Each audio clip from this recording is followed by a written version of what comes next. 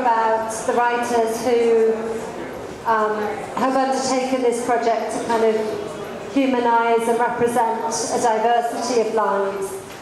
Probably a writer who we wouldn't think of falling within that project is V.S. Naipaul. And in some senses, my argument that we can put Naipaul within this project is deliberately provocative. Obviously, we all know that Naipaul has a very kind of tricky relationship with Trinidad. The fact that he didn't acknowledge Trinidad when he won the Nobel Prize. And also he has this, actually just a general vexatious reputation as a man of letters. We know about the magnificent ego of him as a writer. And we also know of his kind of opinionated intolerance and his fairly obnoxious public statements about the lives of others. In an interview in 2001, he accused E.M. Forster of being a predatory homosexual with a colonial twist. And more recently, and even more ridiculously, in an interview in 2011 at the Royal Geographic Society, he claimed that not a single woman writer could ever be his equal. So it would seem that Naipaul has actually provided us with plenty of evidence to support the observation of another Trinidadian writer, Lawrence Scott. And what Scott says is, Naipaul is old-fashioned about race, about women, about sexuality, an isolated figure, unaware of how the world around him is changing with regard to these issues, or, if aware, untouched, unmoved, isolated in a kind of conservatism, pursuing the now fictional writer self in these later days. And obviously there's pretty compelling evidence to agree with Scott's observation, but being a mischievous kind of reader, tonight I just want to offer a kind of different perspective and to talk about a figure within Naipaul's writing who I think is often completely forgotten and offers us a different way of thinking really about Naipaul. And quite remarkably, it's almost the only time in any of his writings where he absolutely kind of emotionally identifies as a Trinidadian and talks in kind of completely unironic terms about the idea of home. And for any of you who are Naipaul nerds, you might know that I'm already talking about Leonard Side, who is a decorator of cakes and arranger of flowers. And he appears at the very beginning of Naipaul's 1994 novel, sort of novel, Away in the World. And he appears right at the beginning. So there's just this very single page that prefaces Naipaul's return to Trinidad after this long, long gap, after the kind of scandal of having written in various uncomplimentary ways about the island. And he talks about his return to Trinidad, finding that everything was strange and not strange.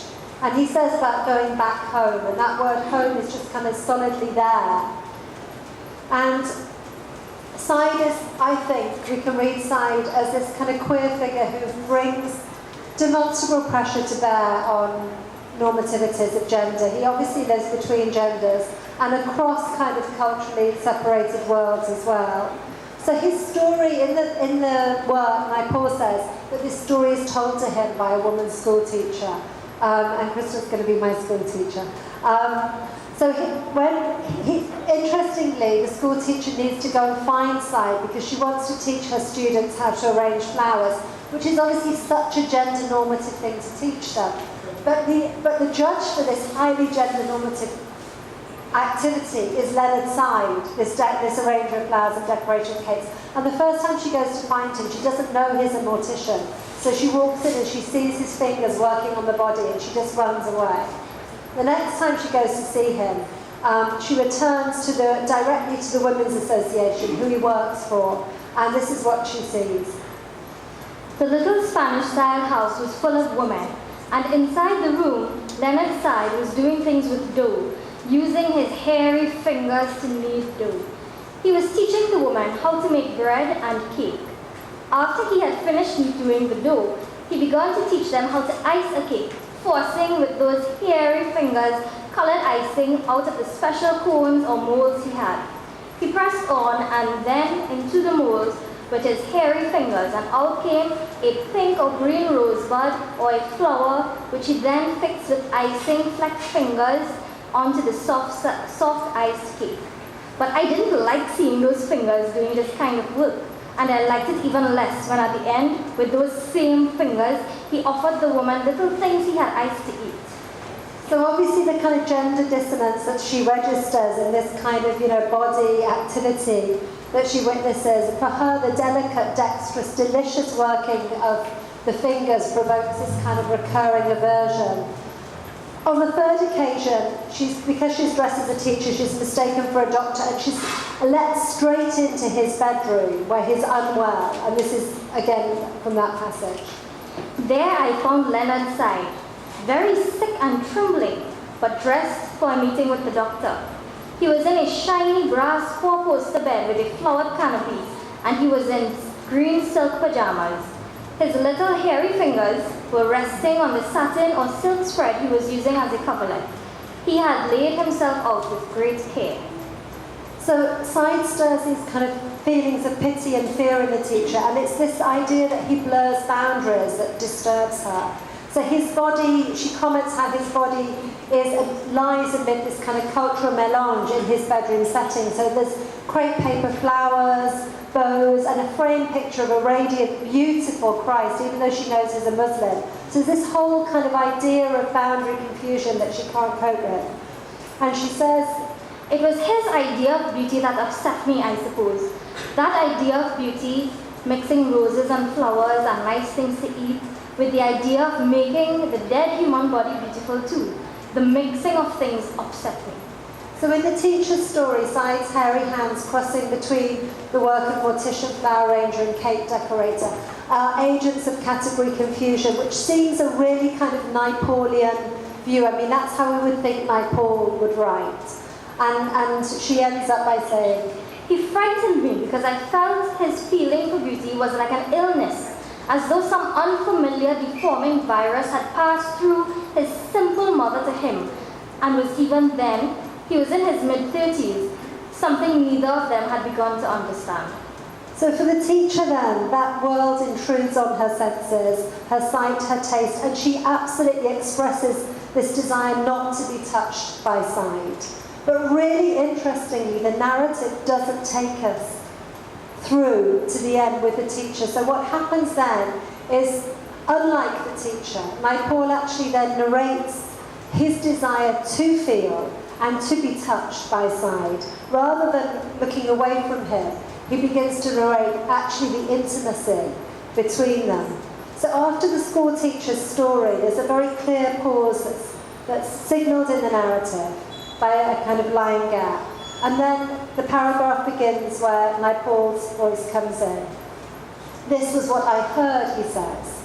And it's after that his own considerations take shape, mainly the shape of his unknowing. So he admits he doesn't know what happened to Side. He doesn't know what Side would have known about his family, his history, or what he calls his nature. All Side would have known for himself and his ancestors would have been what he had awakened to in his mother's house in St. James, in that he was just like the rest of us. And that idea, just like the rest of us, at the beginning of this book, of Naipaul's coming back to Trinidad, to be able to say that this figure is just like the rest of us, in the sense that positioning between him and Side, I think, is quite remarkable.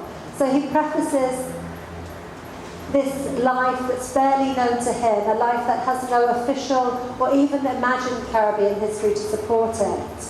And a life of kind of promiscuous cultural attachments, this life that moves across what's on offer in Trinidad, and a creative life that's constantly remaking, the beauty of a dead body, that speaks against the expected the whole time. I think that Naipaul, recognising that somehow as being like him and somehow as being a ground for fellow Trinidadianness, is really pretty powerful. And he goes on to say, with learning, I can tell you more or less how we all came to be where we were. While the documents last, we can hunt up the story of every strip of occupied land. I can give you that historical bird's eye view, but I cannot really explain the mystery of Leonard Side's inheritance. Most of us know the parents or grandparents we came from, but we go back, all of us, to the very beginning, in our blood and bone and brain, we carry the memories of thousands of beings. I might say that an ancestor of Leonard Side's came from the dancing groups of Lucknow, the lewd men who painted their faces and tried to live like women. But that would only be a fragment of his inheritance, a fragment of truth.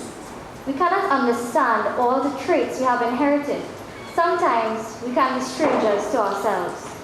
And I think that whole notion of him allowing that space of strangeness to the self and recognizing that this person whose claims to belonging are constantly, precarious, and obviously the knowledge of what that precariousness would be underlines his description of Side.